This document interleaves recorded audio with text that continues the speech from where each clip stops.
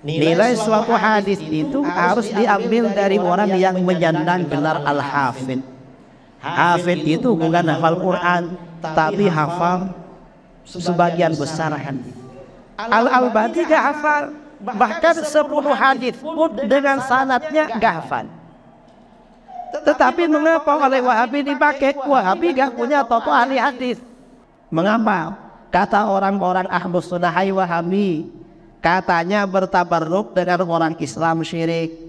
Ini Al-Albani guru kamu bilang hadisnya hasan, kok disyirikkan? Bingung Wahabi. Kalau bingung, orang-orang Wahabi muridnya Albani datang ke Albani, Syekh, kita ini kalah debat lagi. Mengapa? Kita ini kan tabarruk dengan orang muslim kan syirik. Ya betul, tapi Syekh bilang hadisnya hasan. Di mana? Ini di kitab Syekh Sahihul Jami' Shaghir. Oh iya. Akhirnya apa kata? Gampang. Al-Albani ngarang kitab lagi lalu bilang hadis ini dhaif. Artinya apa? Wah, Al-Albani ini sesuai kepentingan, karenanya enggak boleh diikuti.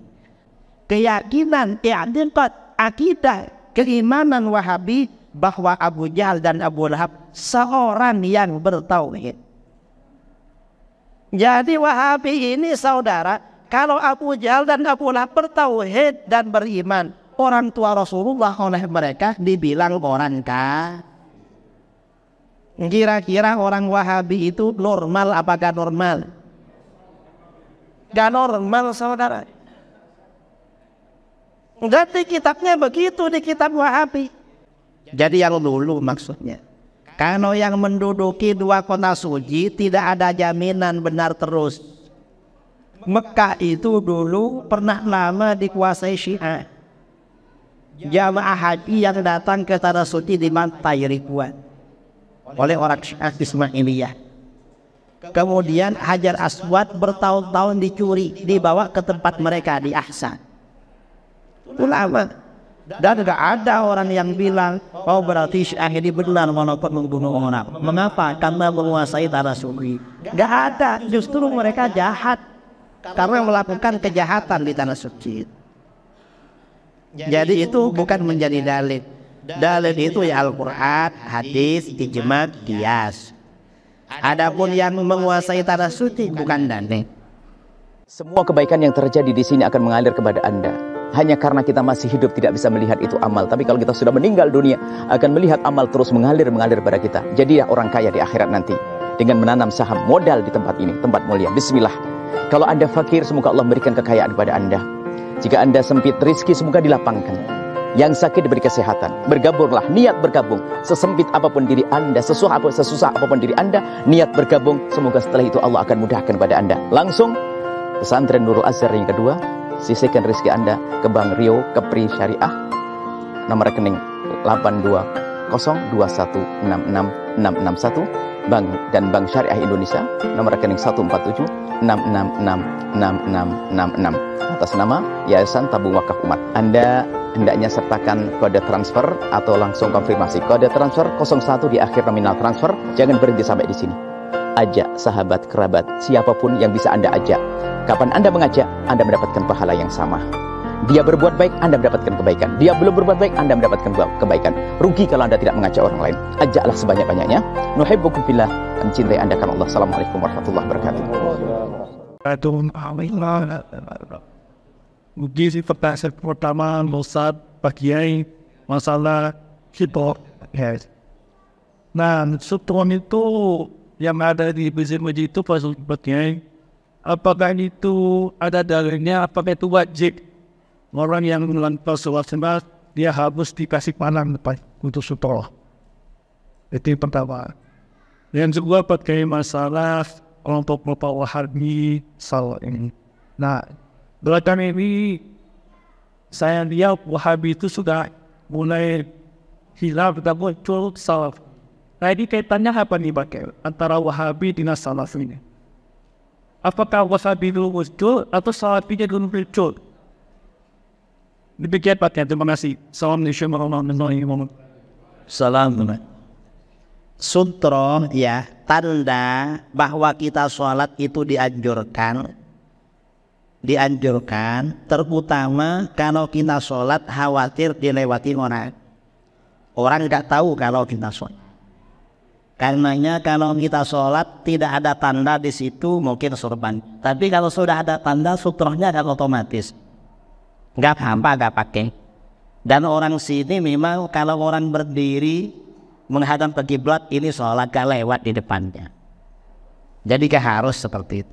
Itu yang pertama. Yang kedua, masalah Salafi Wahabi. Wahabi ini memang awalnya mereka bernama aliran Wahabi. Mengapa bernama Wahabi? Nisbat kepada pendirinya Syekh Muhammad bin Abdul Wahhab An-Najdi.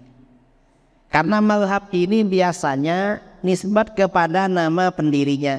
Mazhab Hanafi nisbat kepada Imam Abu Hanifah An-Nu'man bin Thabit. Ambil Hanafi karena paling simpel. Mengapa agak bilang An-Nu'mani? Lebih simpel Hanafi. Mengapa agak Thabit? Lebih berat itu Hanafi. Kalau Maliki langsung pada nama orangnya, Imam Malik bin Anas. Kalau mazhab Syafi'i pada kakeknya, Muhammad bin Idris bin Uthman bin As-Sa'id bin Syafi'i, pada kakeknya. Mengapa Syafi'i? Ya paling simpel. Jadi gak mengambil dari Muhammad atau Idris, gak. Paling simpel nih. Paling simpel dan mungkin dikenal. Kalau Imam Hambali kepada kakeknya Al-Imam Ahmad bin Muhammad bin Hanbal. Nah, Wahabi ini nisbat kepada pendirinya diambilkan dari nama ayahnya Muhammad bin Abdul Wahhab An-Najdi. Jadi nama Wahabi hanya nama ini. Dan dulu Wahabi ini pada awalnya memang senang dengan nama Wahabi dan bangga. Dari bangganya Mufti Wahabi pada periode awal pemerintahan Raja Abdul Aziz, namanya Syekh Sulaiman bin Sahman An-Najdi, menulis kitab berjudul At-Tuhfatus Saniyah wal Hadiyatul Wahabiyah An-Najdiyah, anugerah yang luhur dan hadiah golongan Wahabi dari legend. Artinya apa? Mereka memang bangga dengan nama Wahabi. Kemudian pada tahun 1343, 100 tahun yang lalu, Wahabi ini pecah. Sesama Wahabi saling bunuh-bunuh. Ribuan yang mati. Ini bentrok sesama Wahabi. Mengapa pecah? Raja Abdul Aziz mengumpulkan bala tentara untuk menaklukkan Irak, Yordania, Syria dan sekitarnya, disatukan menjadi kerajaan Saudi Arabia. Dia sudah bilang sama tentaranya, itu orang kafir, harus kita perangi. Kafir perang.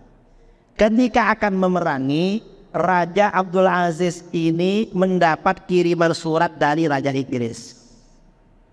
Isinya apa? Jangan dilanjutkan memerangi negara-negara sekitar. Biarkan mereka menentukan nasibnya sendiri. Akhirnya Raja Abdul Aziz gak jadi. Karena gak jadi, anak buahnya pecah jadi dua. Yang separuh ini mengkafirkan Abdul Aziz dan anak buah, karena gak mau memerangi orang kafir.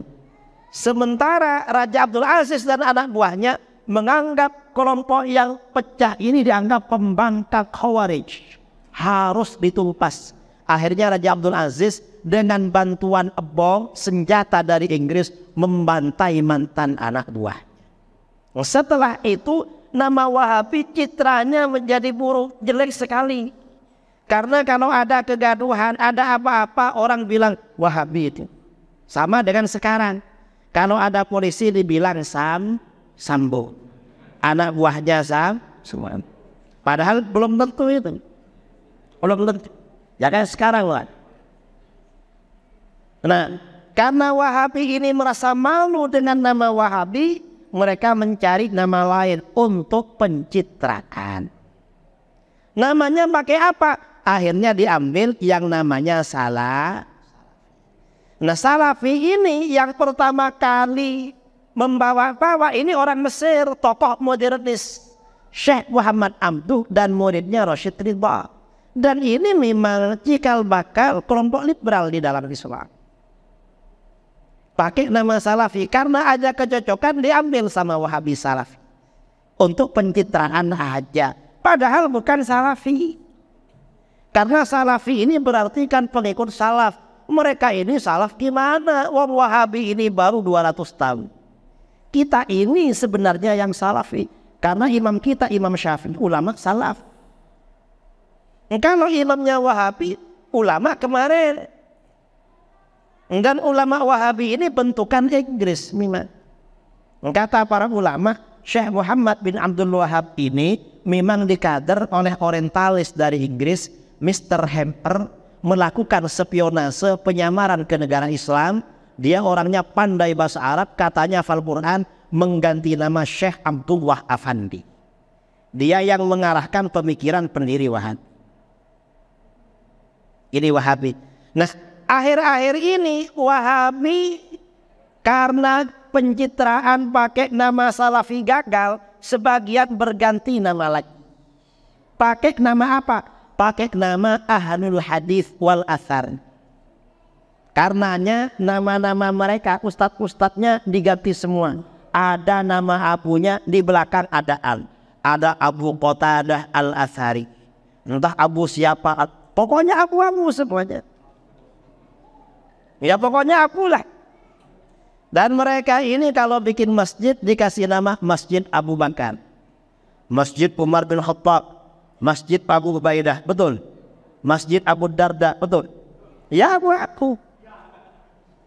Tapi isinya ya bukan abu-abu yang dulu para sahabat ajarannya. Karena ajarannya ini ya sesuai dengan akidah mereka. Tauhid rububiyah yang mensyirikkan orang itu ada kemiripan dengan tauhidnya Abu Jahal dan Abu Lahab. Memang cuma Abu Jahal Abu Lahab. Penyamaran ajaib. Itu Wahabi. Saya kira itu ya. Nah lagi. Wah ini banyak sekali pertanyaannya. Sebelum pertanyaan yang tertulis ini saya sebutkan, ada lagi yang masuk Pak Uday. Ya wah sebenarnya. Hal. Dan sampai itu berlebihan dengan hal baik. Baik. Tidak mau. Sangat tak. Assalamualaikum warahmatullahi wabarakatuh. Ini bertanya Pak Ustaz, bertanya sesuai dengan tema Abi Afkar Ibn Abbas ini adalah perjalanan sebenarnya. Menurut sejarahnya, umat Islam telah berkuasaan pada zaman dahulu, seperti Pak Ustaz katakan tadi bahwa kita pernah kalah dalam sejarah itu hampir seperti dahulunya yang dipimpin oleh orang sahabat-sahabat kita, sahabat-sahabat Nabi yang terdahulu dan murid-muridnya. Dan sejarah juga mengatakan bahwa Islam itu akan kembali berjaya, Ustaz, seperti yang diuraikan oleh para cendekiawan dan ulama-ulama kita. Tentunya kejayaan itu tidak akan datang dengan seketika, dengan sekonyong-konyong, Ustaz. Tentu ada tanda-tandanya. Pertanyaan saya, apa yang bisa kita lihat bahwa Islam itu akan kembali berjaya dan apa tanda-tandanya, Ustaz? Wassalamualaikum warahmatullahi wabarakatuh. Kejayaan Islam yang akan datang itu terjadi pada masa Imam Mahdi dan Nabi Isa, bukan masa-masa kita. Kalau ke depan ini sepertinya ya kita terus lemah. Karena sesuai dengan sabda Rasulullah SAW, bada al-Islamu ghariban wa sayaudu ghariban kama bada. Islam itu muncul dalam keadaan terasing. Rasulullah awal mulanya dakwah sembunyi-sembunyi dari rumah ke rumah, lalu dakwah terang-terangan. Lalu setelah bentrok secara ideologi, para sahabat disiksa oleh Quraisy, oleh musyrik, lalu hijrah ke Ethiopia. Lalu tekanan semakin kuat, akhirnya Rasulullah bersama umat Islam hijrah ke Madinah. Setelah hijrah ke Madinah, Rasulullah ini membangun posisi bargaining politik. Karena posisi umat Islam di Madinah ini selevel dengan posisi umat-umat Islam yang lain. Sehingga dibangun perjanjian kesepakatan yang disebut dengan Piagam Madinah. Lama-lama Islam ini muncul, agama-agama lain di bawahnya. Nah, nanti ke belakang akan mundur lagi. Asalnya umat Islam ini yang berkuasa. Sebelum Perang Dunia Pertama umat Islam berkuasa. Lalu setelah Perang Dunia Kedua, umat Islam termasuk di Indonesia dengan agama lain malah sejajar. Ini sejajar. Dan nanti karena ini kan akan kembali terasing. Kalau kita putar filmnya ke belakang, mungkin nanti sangat rasional kalau suatu saat Islam ini di bawahnya agama lain. Artinya secara kekuatan politik. Dan terus ke bawah. Dan akhirnya umat Islam ini ibadahnya sembunyi-sembunyi. Bisa jadi seperti itu. Bisa jadi. Baru nanti pada masa Imam Mahdi dan Nabi Isa kita meraih kemenangan lagi. Wallahu a'lam. Baik, Ustaz, ini kan yang banyak pertanyaan. Langsung aja ke dalam dulu pertanyaan yang tertulis dari salah satu jemaah mengucapkan semoga Pak Ustaz sehat selalu, amin. Pertanyaannya, apa ada larangan apabila mau melakukan azan? Saya selalu membaca Innallaha malaikatahu yusholluna 'alan nabi. Yang kedua, mengapa salafi kalau ada orang bersolawat tidak syubhat? Gitu Ustaz. Gak ada larangan membaca innallaha wa malaikatahu dan sholawat sebelum azan. Dan itu tradisi umat Islam dari dulu. Bahkan bukan cuma itu. Di dunia Islam ini dulu di Jawa entah di sini, sebelum azan itu biasanya baca pujian, baca zikir. Dulu di Riau ada. Sebelum sholat baca pujian ada. Itu ya, baca pujian itu sejak dulu. Dan itu bukan dari Nusantara, dari Arab. Pada masa Khalifah Muawiyah bin Abi Sufyan, ya, pada masa sahabat, gubernur di Mesir namanya Muhammad bin Maslamah. Pada masa gubernur Muhammad bin Maslamah ini, umat Islam kalau malam-malam, karena Mesir ini pada awal-awal dulu mayoritas Kristen, Kristen Koptik. Islam belum mayoritas dulu. Gereja-gereja ramai. Umat Islam yang sholat tahajud baca Quran malam-malam merasa terganggu dengan suara bel-bel gereja. Karena tiap jam berbunyi. Jam 12 bunyi 12 kali. Jam 11 kali. Jam 1 bunyi terus. Umat Islam merasa terganggu. Karena merasa terganggu, umat Islam lapor gubernur. Akhirnya apa? Gubernur instruksikan para muadzin diperintahkan membaca tasbih di menara masjid pada tengah malam. Untuk menyaingi itu.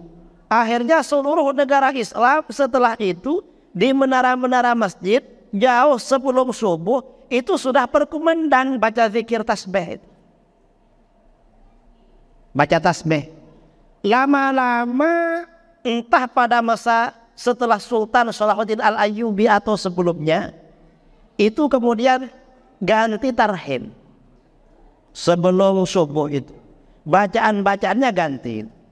Nah pada masa Sultan Salahuddin Al-Ayyubi, karena Mesir ini lama dikuasai Syiah, untuk mengembalikan rakyat Mesir ke akidah Ahlussunnah wal Jamaah, para muadzin masjid diperintahkan naik ke menara-menara masjid lalu membaca nazam al-aqidah al-mursyidah, mirip nazam aqidatul mawab, akidah Ahlussunnah wal Jamaah.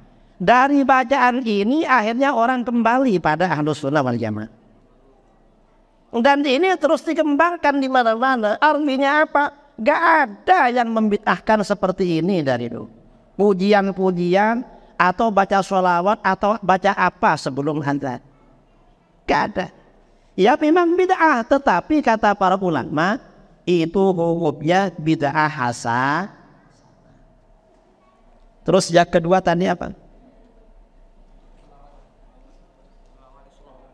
Hah?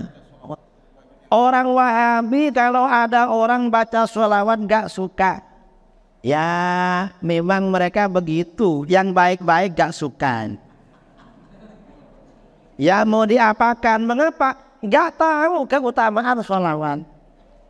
Kadang-kadang alasannya itu sholawat kamu mengandung syirik.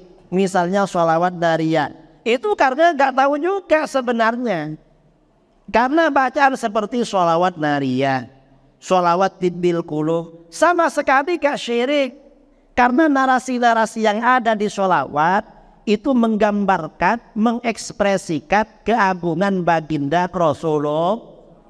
Dan itu dasar-dasarnya ada di Al-Quran, ada di kitab-kitab hadis, kitab-kitab sirah nabawiyah, kitab-kitab khoswais dan syama'il Muhammadiyah. Cuma mereka gak tahu aja. Namanya gak tahu ya pokoknya syirik gitu aja lah. Syirik bid'ah. Ya gak tahu mereka. Kalau ditanya kenapa kamu gak suka, ya nanti cari-cari alasan. Karenanya ya perlu diajak belajar bersama-sama. Baik Ustaz, berikutnya bagaimana pandangan hukum Islam tentang tidak bolehnya sholat subuh di masjid yang imamnya pakai gurut? Yang pertama. Yang kedua, kalau imamnya pakai gurut, apakah diharuskan mengikuti tata cara imam saat angkat tangan atau saat doa gurut? Yang ketiga, kalau angkat tangan gurut, apakah dianjurkan mengamini sampai bacaan gurutnya selesai atau bagaimana Ustaz? Qunut subuh ini menurut Imam Syafi'i hukumnya sunnah dan termasuk sunnah kam'an. Kalau ditinggalkan dianjurkan diganti dengan sujud sahwi.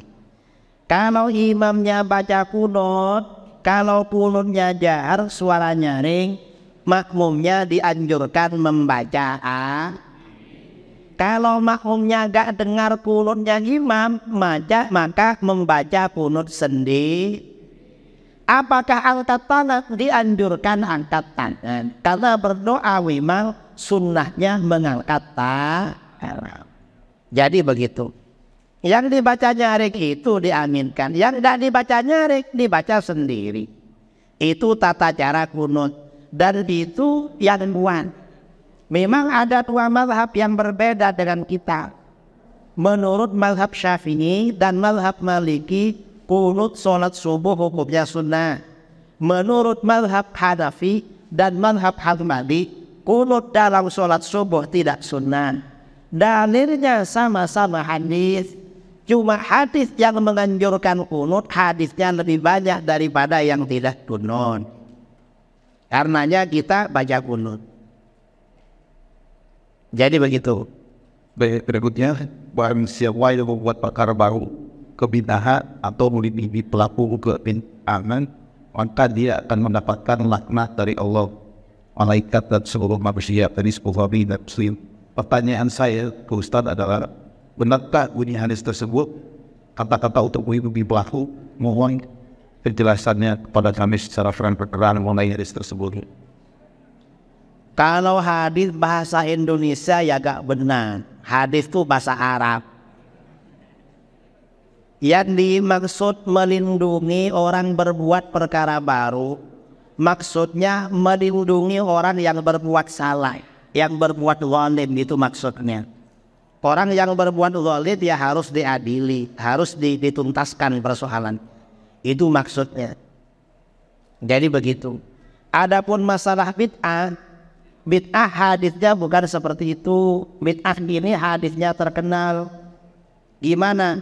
Man ahdatsa fi amrina hadza ma laysa minhu fa huwa raddun.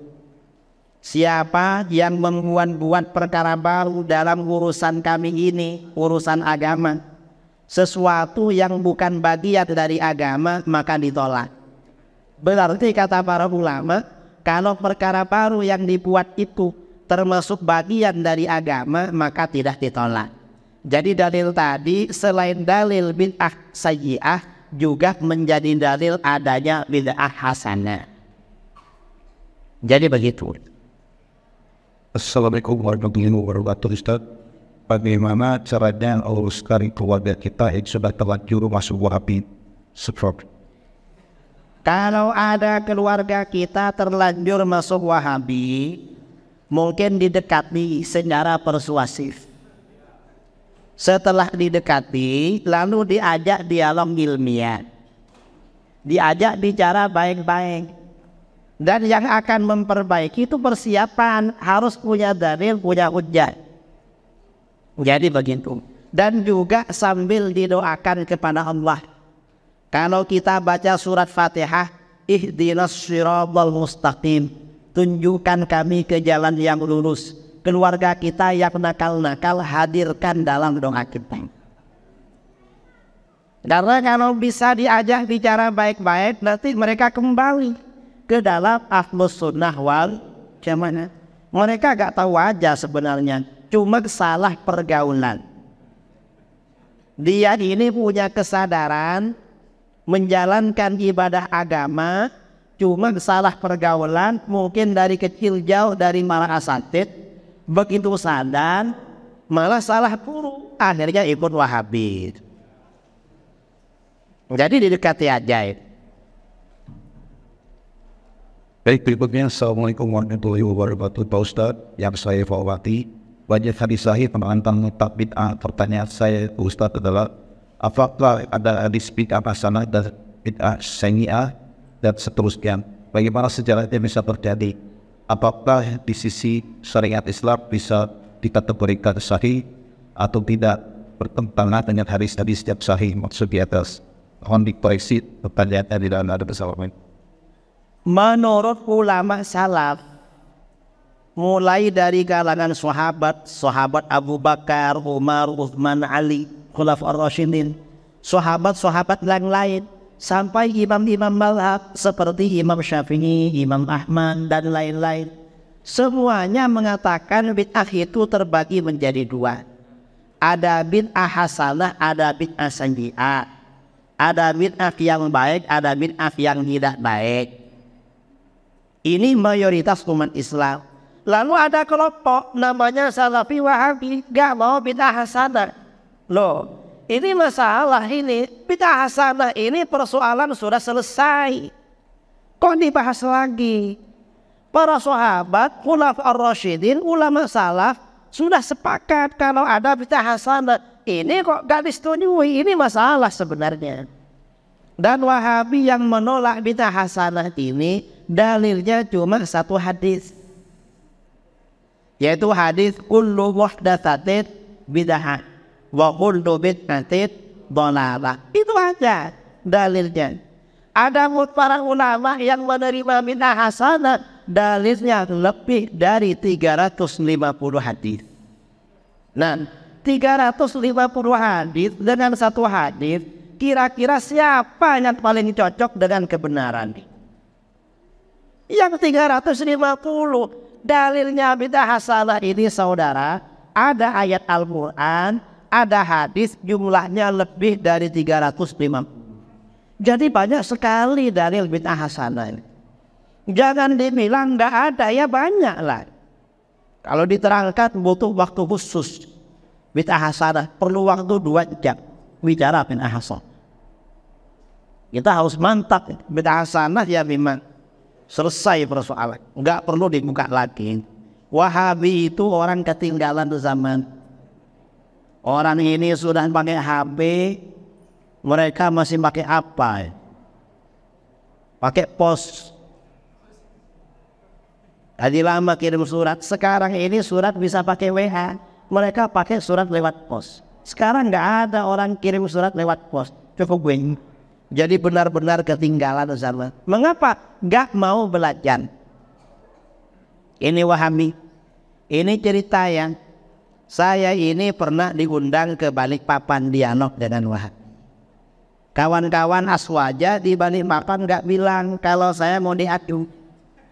Katanya tabligh akbar di Masjid Raya At-Taqwa.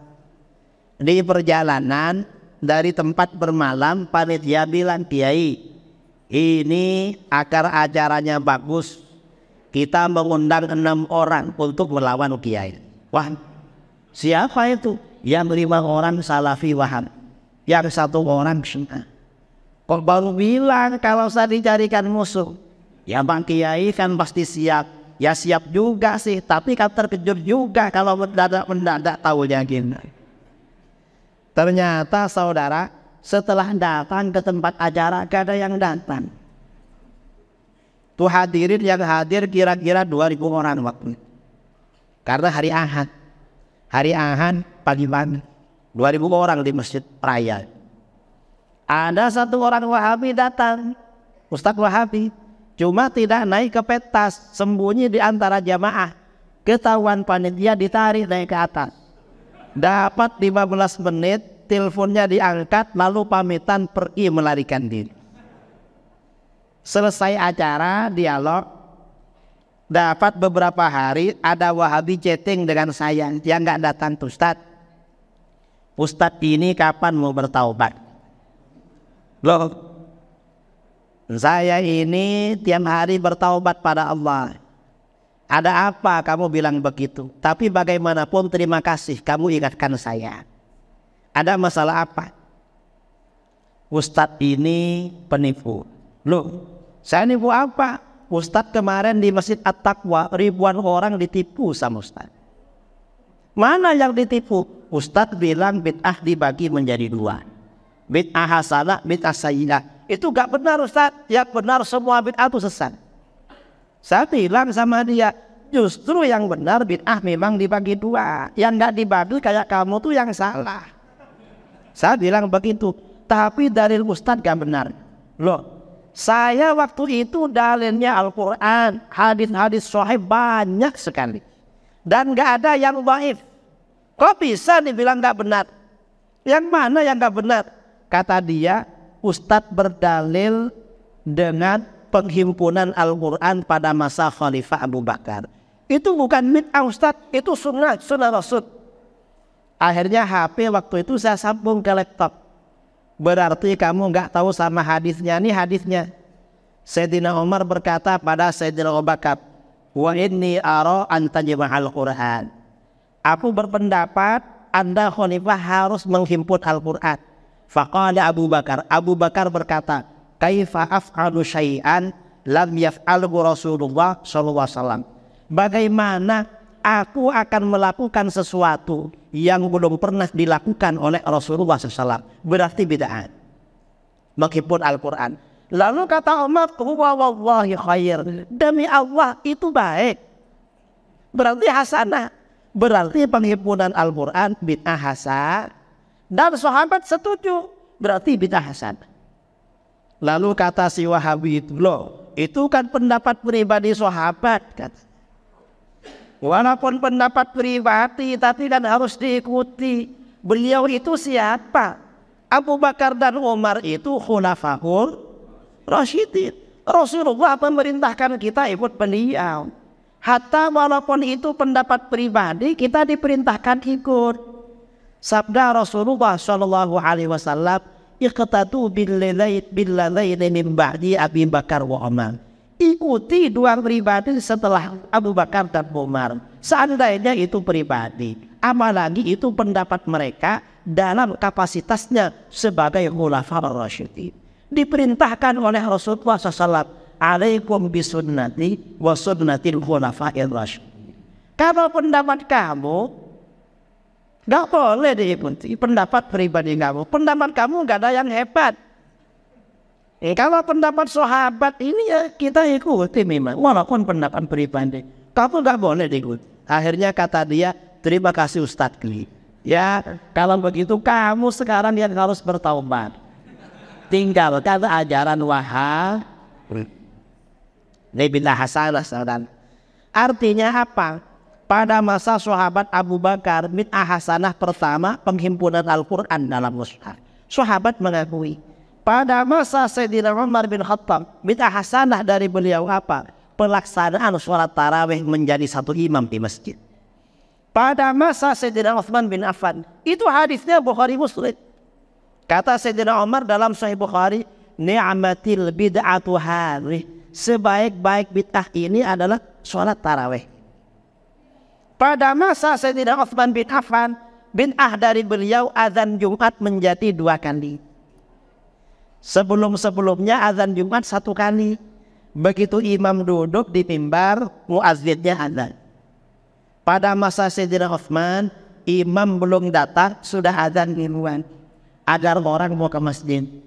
Begitu imam datang lalu duduk di mimbar, azan kedua kali. Sekarang ini azan cuma 2 kali gak cukup. Orang lupa kalau hari Jumat, saking mabuknya dunia. Gimana?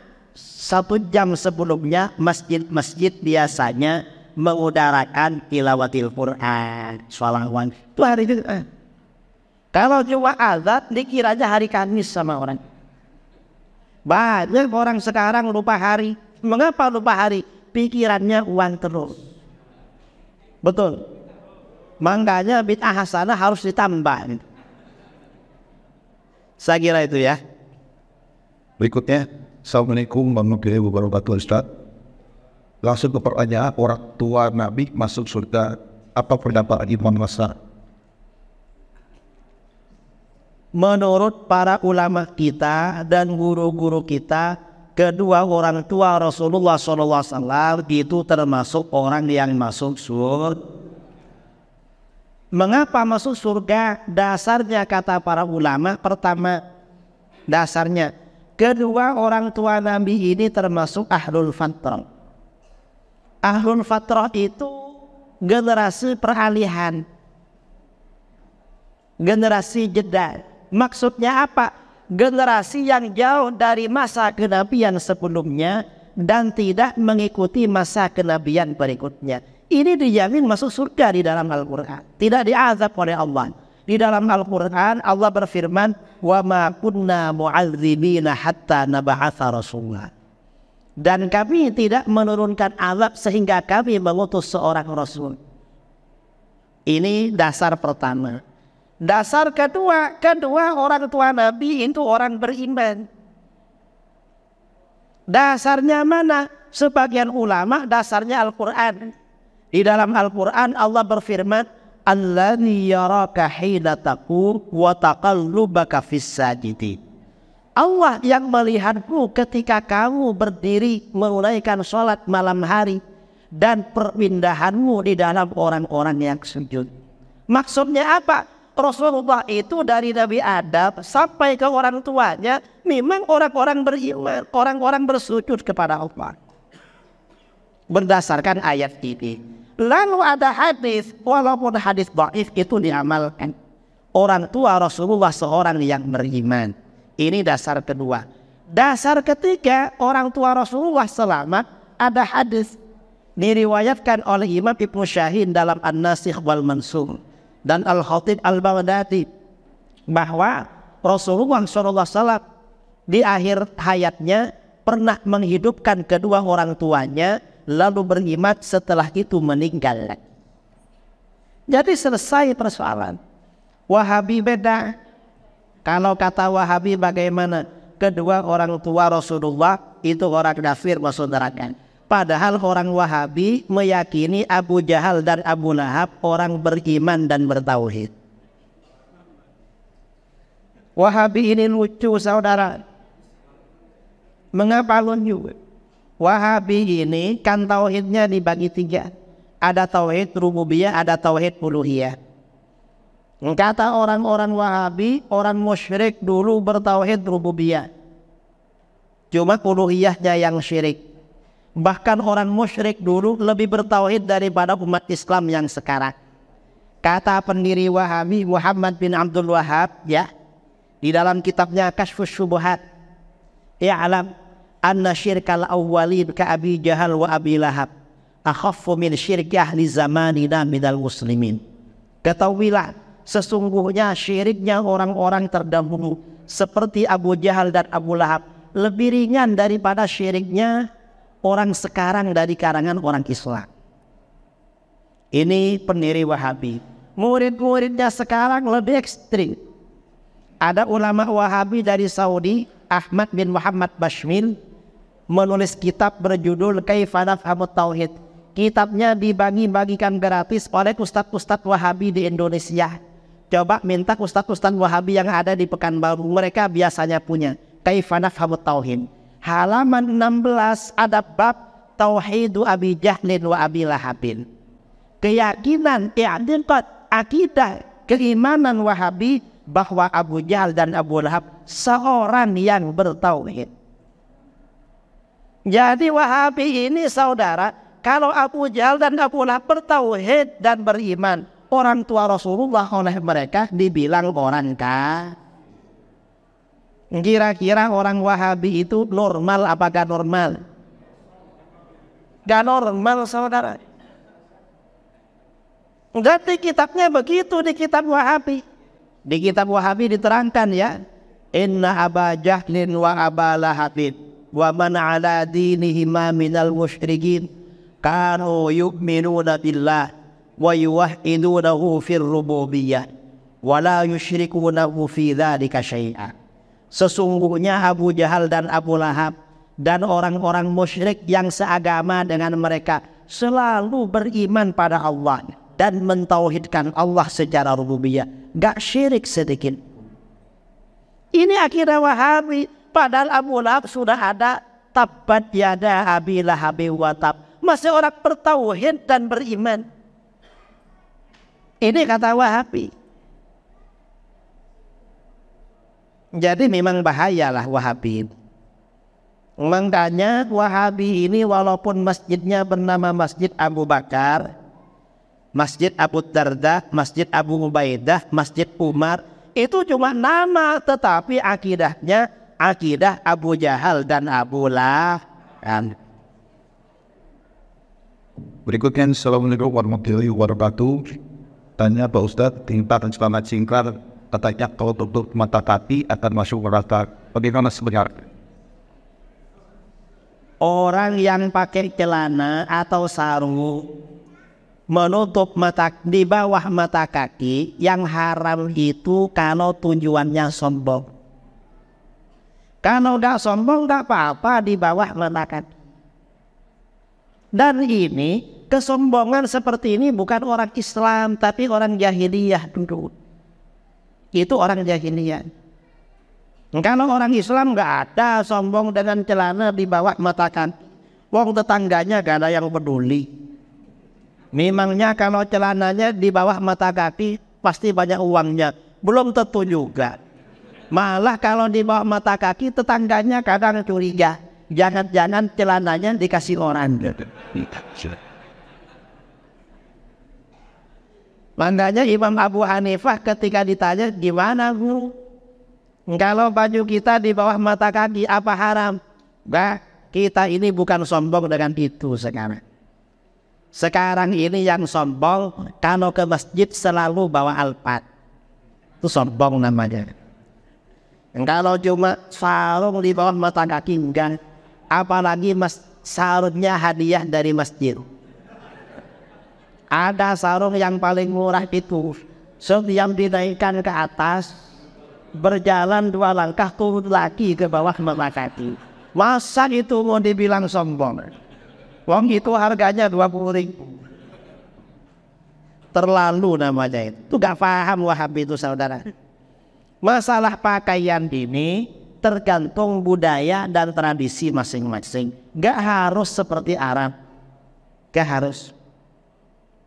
Makanya setelah para sahabat dulu menyebarkan Islam ke luar daerah Arab, gak mengajak orang lokal bajunya berganti Arab. Gak.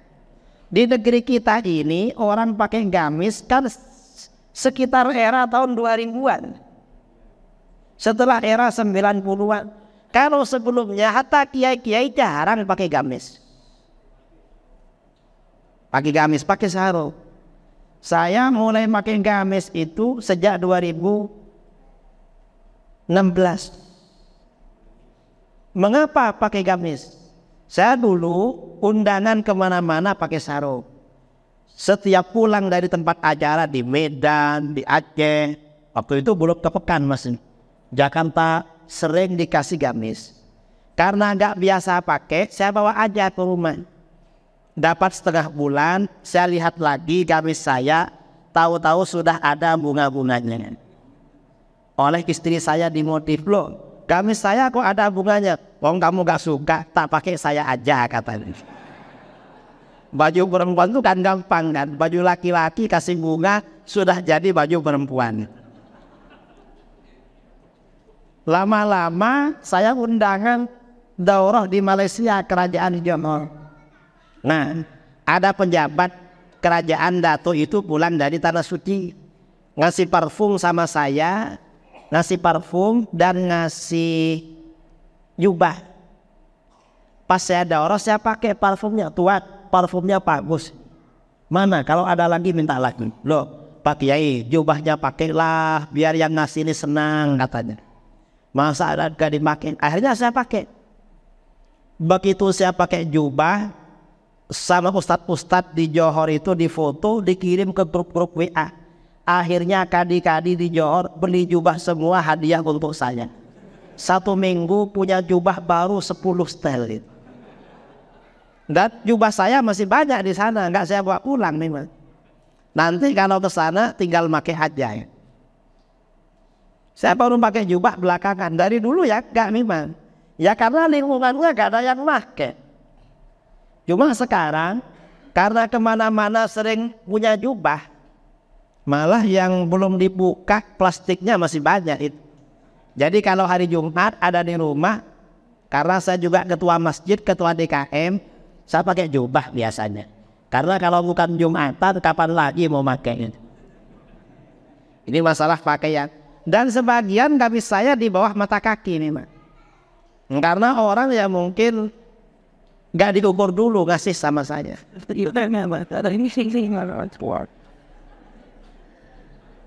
Baik, Ustaz, berikutnya ini bagaimana masyarakat awal dalam pandangan Islam berkaitan juga dengan itu, mengenai tawasul itu ada tuntunannya. Terus bagaimana dengan kematian yang adakan wirid yasinat selama 3 hari, 7 hari, dan 40 hari. Terima kasih, Ustaz. Pertama ya, mendoakan orang mati itu dianjurkan. Dan doa yang paling baik itu baca zikir. Zikir itu lebih afdal daripada doa, kata para ulama. Karenanya Rasulullah SAW mencontohkan sebagian sahabat yang meninggal dunia, ketika pemakaman Rasulullah baca zikir. Dalam kitab-kitab hadis, ketika sahabat Sa'ad bin Mu'adz meninggal dunia, setelah dikubur, Rasulullah membaca subhanallah, subhanallah, subhanallah, subhanallah lama. Lalu baca takbir, Allahu Akbar, Allahu Akbar lama. Lalu baca la ilaha illallah lama. Para sahabat juga ikut baca. Kok baca zikir? Zikir itu sebenarnya doa dan lebih afdal daripada doa. Kemudian Al-Quran lebih afdal daripada zikir. Kalau Al-Quran dibaca untuk orang mati bagus juga. Rasulullah baca juga di mana? Rasulullah kan biasa sholat jenazah. Orang kalau sholat jenazah biasanya baca surat Al-Fatihah. Kan baca Quran. Dan baca Quran di kuburan itu memang tradisi para sahabat. Dalam hadis riwayat Imam Ibnu Abi Syaibah dalam Al-Musannaf dari Imam Asy-Sya'bi, hadisnya hasan atau sahih. Asy-Sya'bi berkata, kanatil adsan idza mata lahumul mayyit ikhtalafu ila qabrihi yaqra'una indahul Qur'an. Para sahabat Ansar dulu kalau ada keluarganya meninggal, mereka bolak-balik ke kuburannya baca Quran.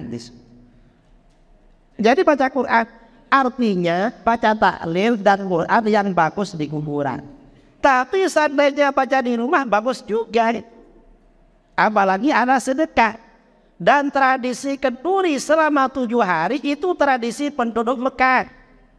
Karena ada hadis riwayat Imam Ahmad dalam Az-Zuhad, Imam Tawus berkata, innal mauta yuftanuna fi quburihim sabahan fakanu yastahibbun ayyub am'anhum tilkal ayyam.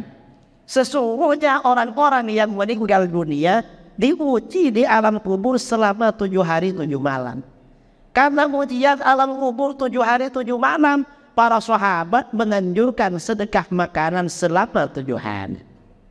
Nah, setelah 7 hari nanti hari ke-40, lalu hari ke-100, Kalau 40 ke 100, jangankan aswaja, Mufti Wahabi membolehkan.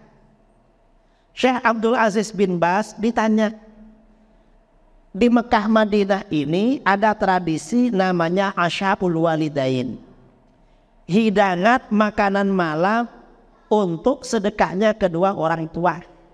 Orang Mekah dan Madinah apabila orang tuanya meninggal dapat 1 bulan atau 2 bulan, anaknya ini bikin makanan. Malam-malam tetangga-tetangganya diundang makan itu. Itu namanya Asyabul Walidain. Syekh Abdul Aziz bin Bas ditanya tentang tradisi itu, kata beliau apa? Itu bagus itu, gak ada masalah. Haul juga begitu. Setelah 100 hari, lalu 1000 hari, lalu haul setiap tahun. Ada dasarnya juga. Hadis riwayat Imam Ibnu Jarir At-Tabari dalam tafsirnya.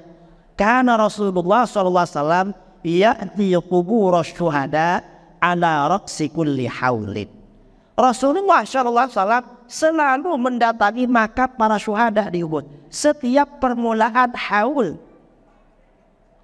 Kita ini, jadi haul ini mestinya juga ziarah ke kuburan, lalu di rumah nanti bikin masakan, sedekah, baca tahlil. Mantap itu. Setelah Rasulullah wafat, Abu Bakar juga mengadakan haul ke makam syuhada. Abu Bakar wafat, Umar mengadakan pula. Umar wafat, Sayyidina Utsman mengadakan. Sayyidina Utsman wafat, Sayyidina Ali gak melakukan. Mengapa gak melakukan? Sayyidina Ali ini sibuk dengan konflik politik internal umat Islam. Dan istana negara oleh beliau dipindah ke Irak, ke Kufah. Mengapa? Agar konflik jauh dari makam Rasulullah SAW. Agar gak dekat dengan makam Rasulullah, makanya dipindah menjauh. Ini saudara, jadi haul ini ada dasarnya. Tahlil kenduri ada dasarnya semua. Itu tetap kita amalkan, kita jalan. Wallahu a'lam. Assalamualaikum warahmatullahi wabarakatuh. Semoga kita sehat selalu dan diberikan lingkungan Allah Subhanahu wa Ta'ala. Saya mau bertanya, mengapa generasi muda saat ini banyak masuk ke dalam aliran Salafi Wahabi? Bagaimana cara menghindari aliran Salafi Wahabi masuk ke dalam masyarakat kita? Generasi muda sekarang ini banyak yang masuk Salafi Wahabi. Ini karena kita kekurangan ulama.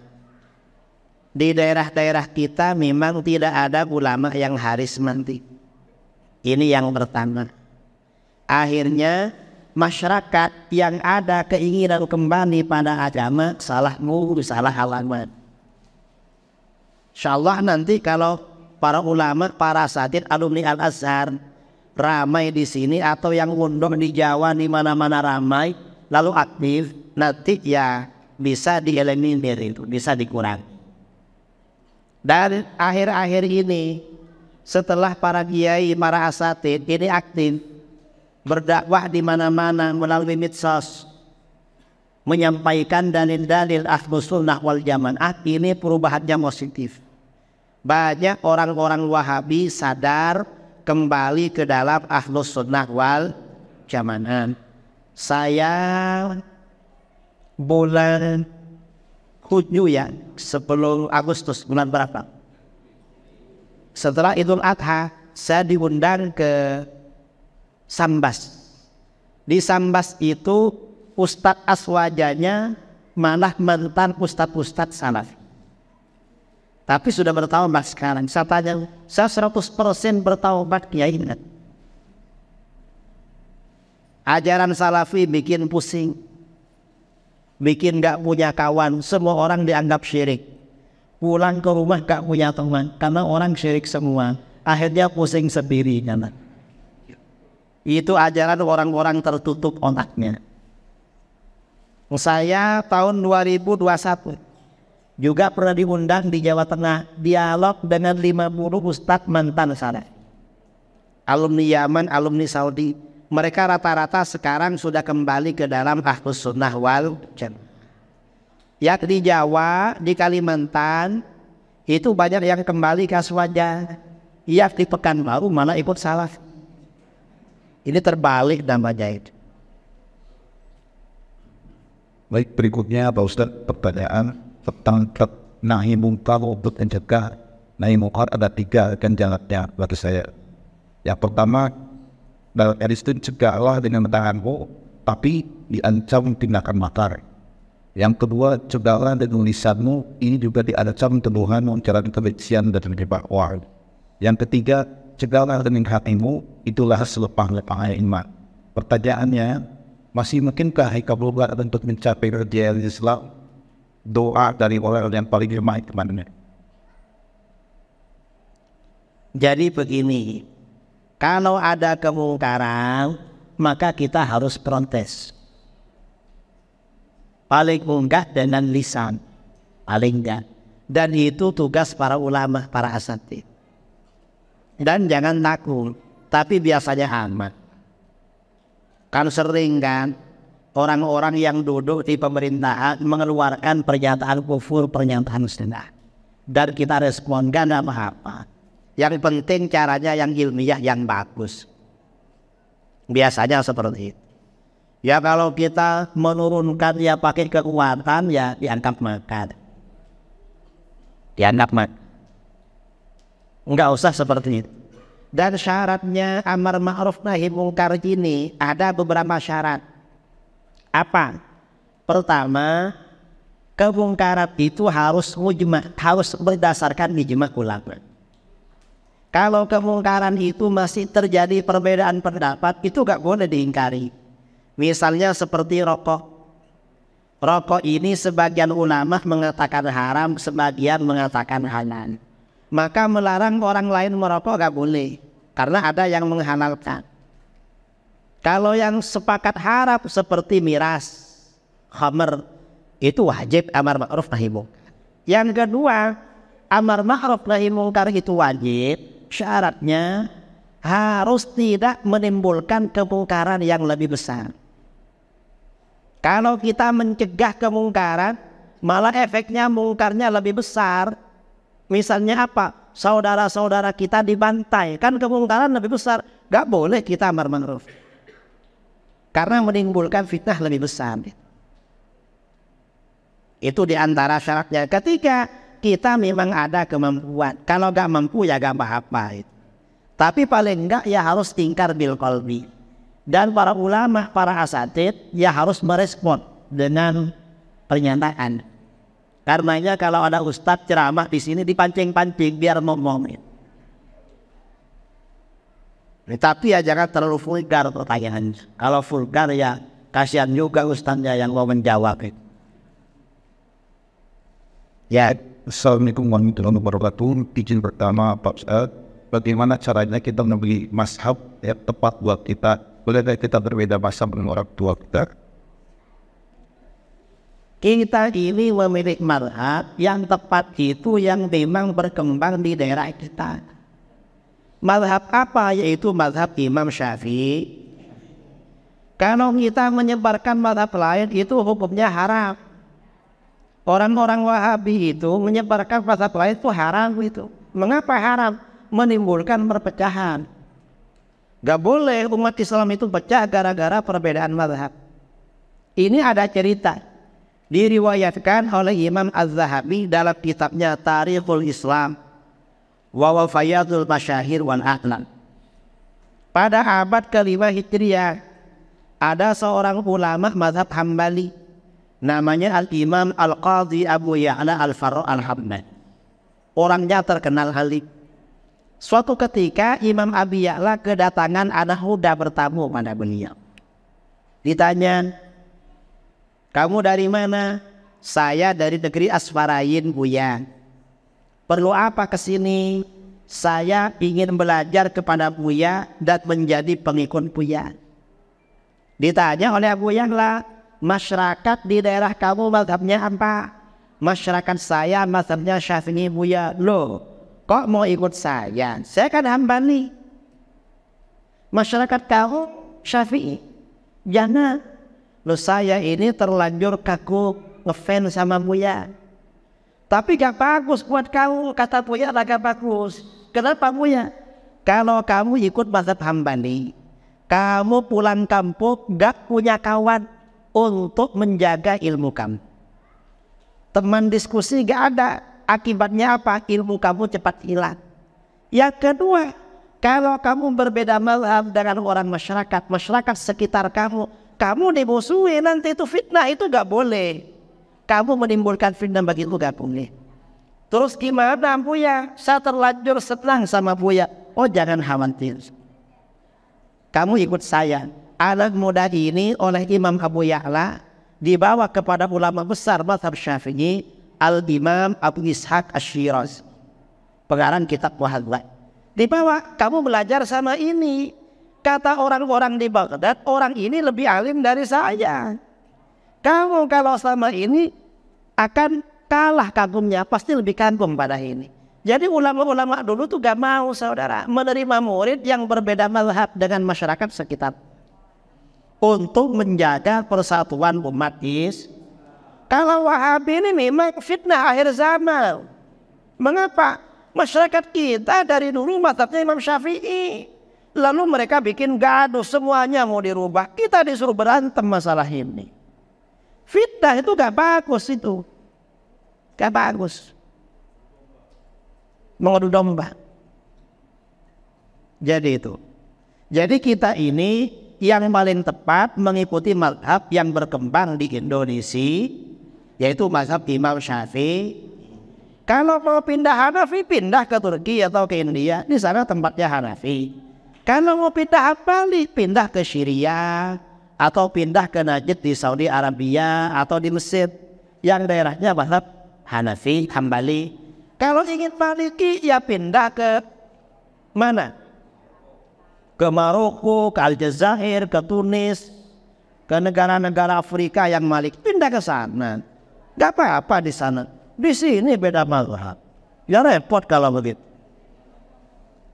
Terus, mengikuti sholat berjamaah sama salafi apa hubungannya? Bermakmum pada imam di luar mazhab Ahlus Sunnah hukumnya makruh. Kata para ulama kita, wa yukrahul iqtida'u bi fasiqin. Makruh bermakmum pada imam yang fasik. Kalau ada imam suka mengerjakan maksiat besar, pecan jadi imam. Mengapa? Kasihan jamaahnya di masjid, makruh sholatnya. Kemudian wa mubtadi'in, dan imam ahli bid'ah bermakmum pada imam Wahabi, imam Syiah, imam HTI, aliran sesat lainnya hukumnya makruh. Kalau imam kita di masjid ternyata bukan Ahlus Sunnah, pelan-pelan segera diganti. Mengapa? Kasihan jamaahnya biar tidak makruh. Kurang pahalanya saudara, gak dapat fadilah berjamaah. Wajibkah kita sebagai anak menggantikan atau mengkodokkan sholat fardu yang ditinggalkan oleh orang tua kita? Kalau sholat fardu ditinggalkan orang tuanya meninggal, masih hidup. Kalau masih hidup gak bisa mengganti sholatnya orang tua atau kawan. Tapi kalau sudah meninggal dunia, ya, orang tua yang sudah meninggal dunia, di dalam kitab-kitab fikih Syafi'i ada beberapa pendapat. Apa saja? Sebagian berpendapat diqodoi saja pakai sholat. Sholat sendiri atau minta tolong kawan-kawan. Ayahnya yang gak sholat berapa hari sejak sakit, misalnya 1 bulan. Cari kawan 30 orang, 1 bulan kan 30 hari. Sholat isyaknya 1 kali kan sudah 30 ini. Nanti subuh, zuhur, maghrib 30, selesai itu saudara. Itu solusi pertama. Solusi kedua, sebagian ulama kita mengatakan bisa diganti dengan fidyah. 1 sholat itu 1 mud seperti puasa. 1 mud itu berapa? Beras 6 on atau 7 on. Yang bagus digabung kedua-duanya. Jadi diganti sholatnya juga sedekah 1 mud tiap sholat. Biar mantap gitu. Karena sama-sama ada pendapat dari kalangan ulama. Baik, berikutnya siutaran Kiai atau Habib, apakah bid'ah atau Wahabi tidak perlu warwat dan dulu? Bagaimana urut Kiai? mencium tangan orang soleh, tangan orang alim, atau tangan orang yang mulia itu hukumnya sunnah. Dasarnya di mana para sahabat mencium tangan Rasulullah SAW. Sebagian sahabat ada yang mencium kaki Rasulullah SAW.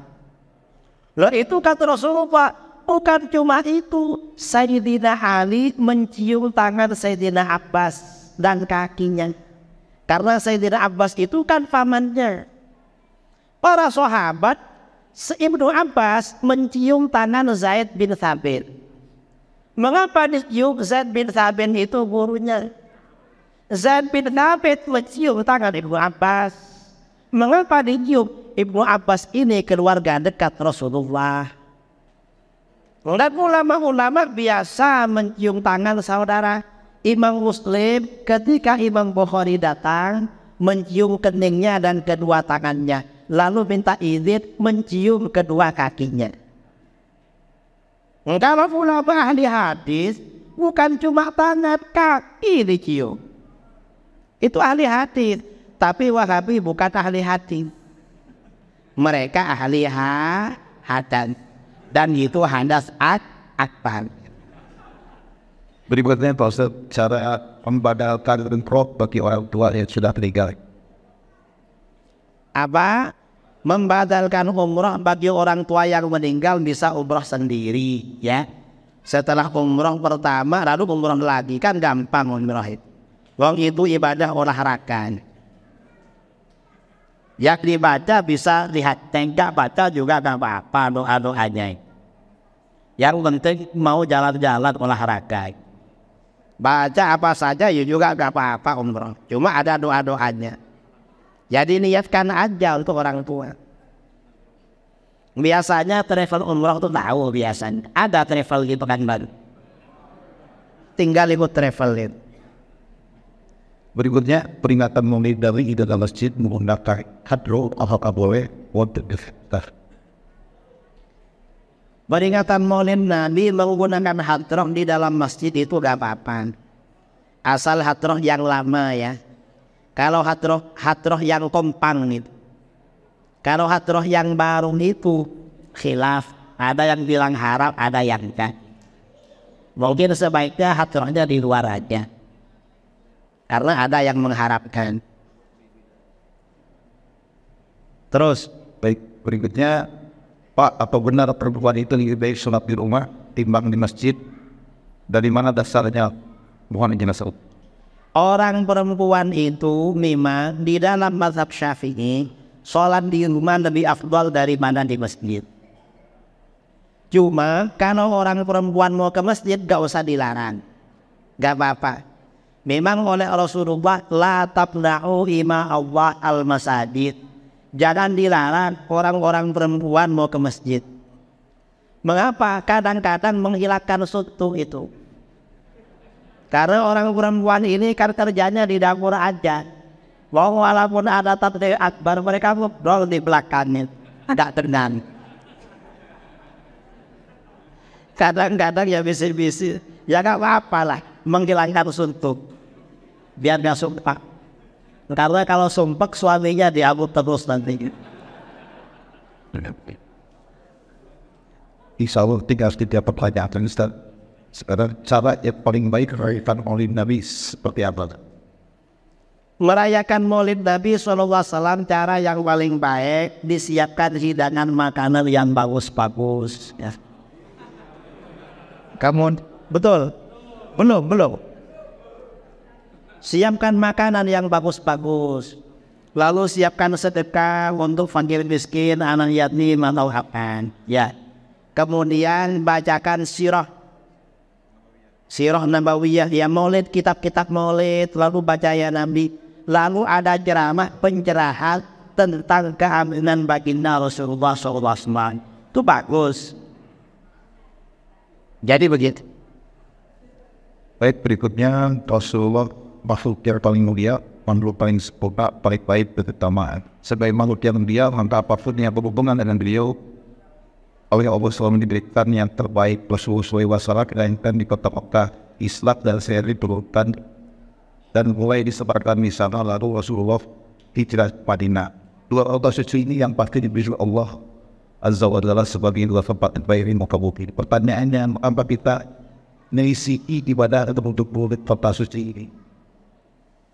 Kita ini tidak menyelisihi ibadah penduduk dua kota suci. Enggak, cara ibadah kita ini sama dengan penduduk dua kota suci, tapi yang dulu. Yang kita bedakan yang Wahabi-Wahabi yang sekarang. Jadi yang dulu maksudnya. Kalau yang menduduki dua kota suci tidak ada jaminan benar terus. Mekah itu dulu pernah lama dikuasai Syiah. Jamaah haji yang datang ke tanah suci dibantai ribuan oleh orang Syiah Ismailiyah. Kemudian Hajar Aswad bertahun-tahun dicuri, dibawa ke tempat mereka di Ahsan. Itu lama. Dan tidak ada orang yang bilang, oh berarti Syiah ini benar walaupun membunuh orang. Mengapa? Karena menguasai tanah suci. Tidak ada, justru mereka jahat karena melakukan kejahatan di tanah suci. Jadi itu bukan menjadi dalil. Dalil itu ya Al-Quran, hadis, ijma, qiyas. Adapun yang menguasai tanah suci bukan dalil. Terus terakhir, apa pandangan Ustaz mengikuti kajian Wahabi yang belakang ini semakin menjauh ke Provinsi Riau? Mengikuti kajian Wahabi bagi orang yang tidak bisa membedakan yang benar dan yang salah itu gak boleh. Hukumnya haram. Mengapa? Bahaya. Orang ini kalau ikut kajian Wahabi, maka nanti akan ditanamkan kebencian pada orang lain. Akibatnya apa? Durhaka pada orang tuanya, memutus tali silaturahmi dengan saudaranya, dan memutus hubungan persaudaraan dengan sesama muslim. Karenanya nggak boleh ikut kajian Wahabi. Dan umat Islam wajib mengingatkan kepada yang lain, awas jangan ikut itu. Mengapa? Itu Wahabi. Wahabi ini bahaya saudara. Mengapa bahaya? Saudara kalau punya tetangga maling ayam, paling saudara cuma kehilangan ayam dan nanti bisa beli lagi di pasar. Tapi kalau saudara punya tetangga Wahabi, lebih bahaya daripada maling ayam. Mengapa? Saudara atau keluarga saudara bisa kehilangan akidah. Kalau akidah yang hilang, gak akan beli di pasar. Karena orang kehilangan akidah gak merasa kehilangan. Ini beda. Karenanya sangat bahaya. Jadi kalau ada saudara-saudara kita mendatangi kajian mereka, diingatkan, jangan ke sana. Wong di sini ada Uwas, ada Ustadz Al-Nuf, Ustadz Zulhendri, Ustadz Hanafi, Ustadz Khairuddin, Ustadz Asbullah. Banyak di sini Ustadz Ahlus Sunnah wal Jamaah. Gak ada kegunaan ini. Ustadz itu diminta kajian rutin di sini. Insyaallah lebih mantap dan lebih bagus.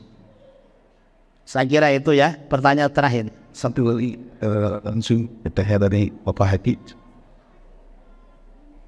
Waalaikumsalam. Ustaz, Syekh Nasruddin Al-Albani itu sangat ditambah pameran oleh faham tidak ada salafi.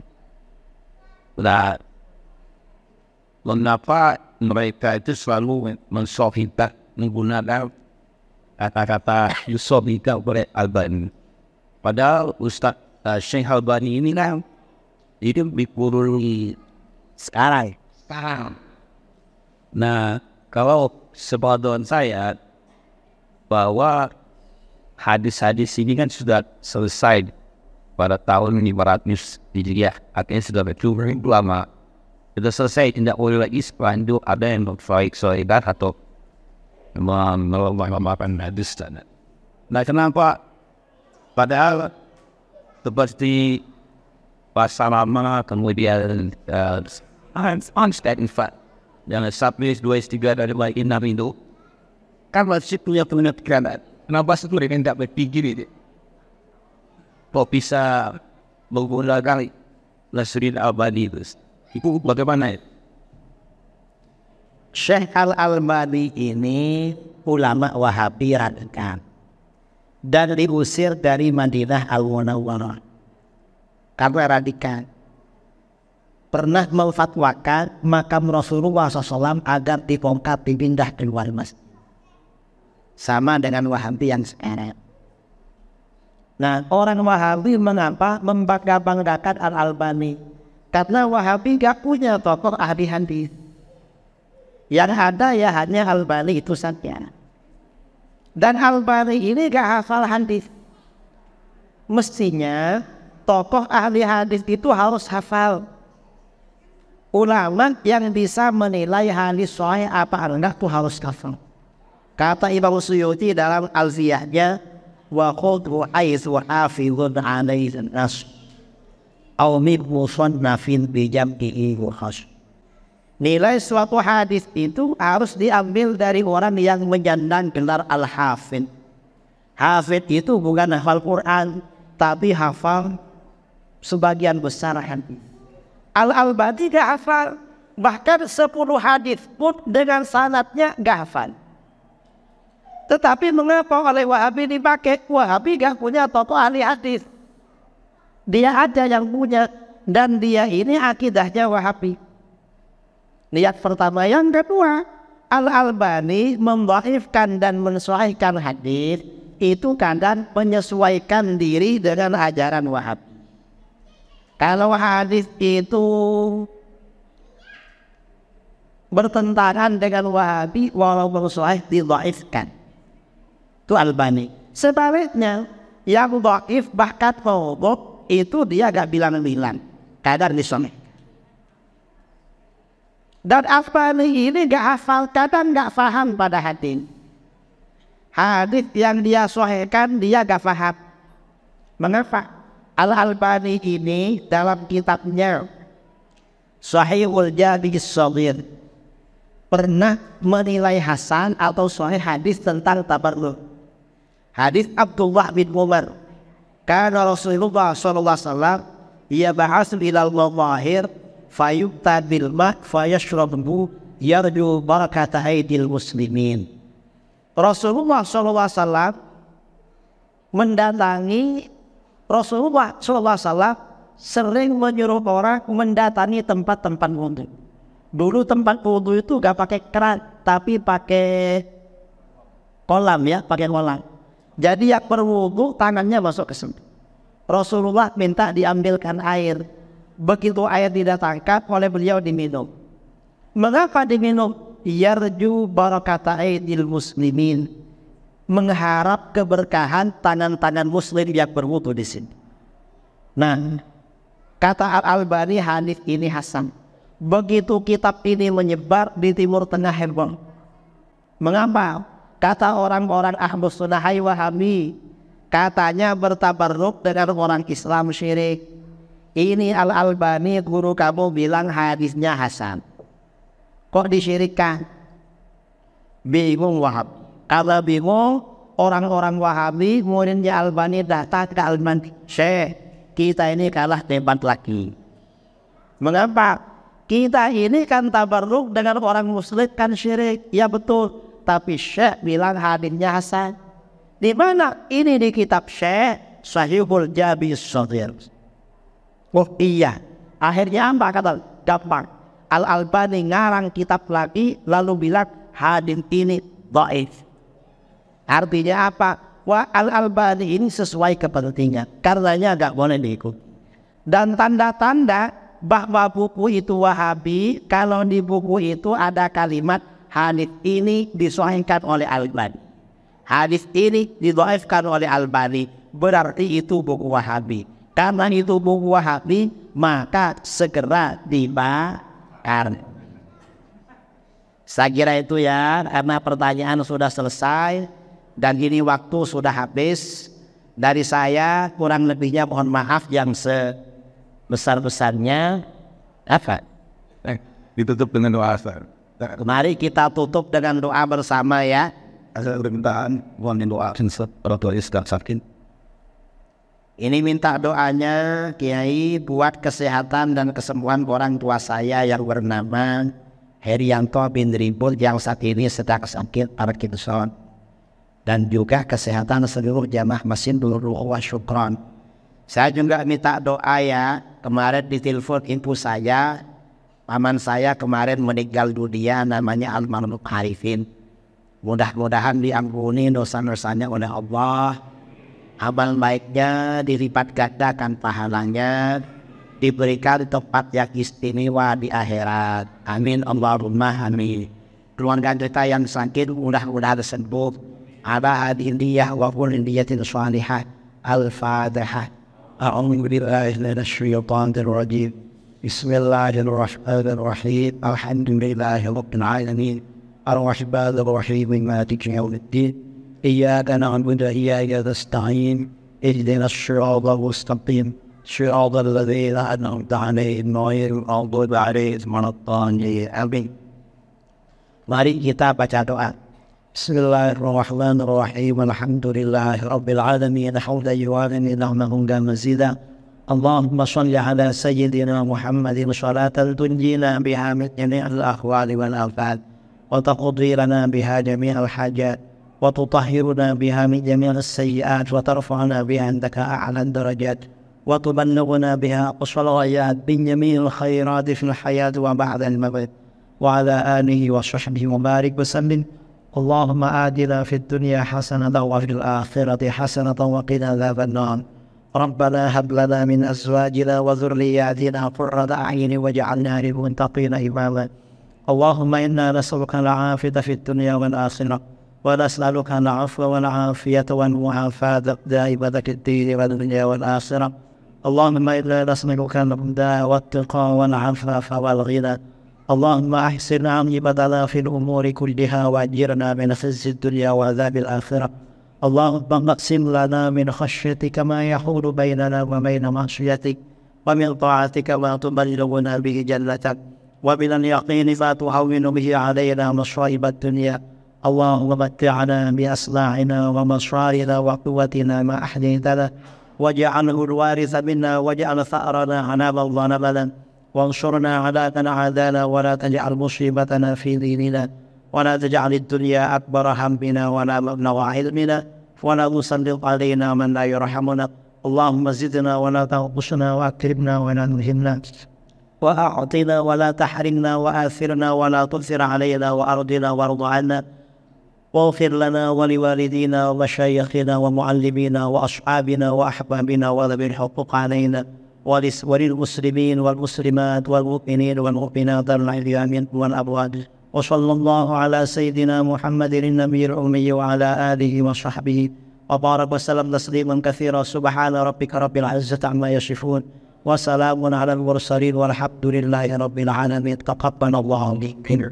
The word. Assalamualaikum warahmatullahi wabarakatuh. Waalaikumsalam warahmatullahi wabarakatuh. Terima kasih kepada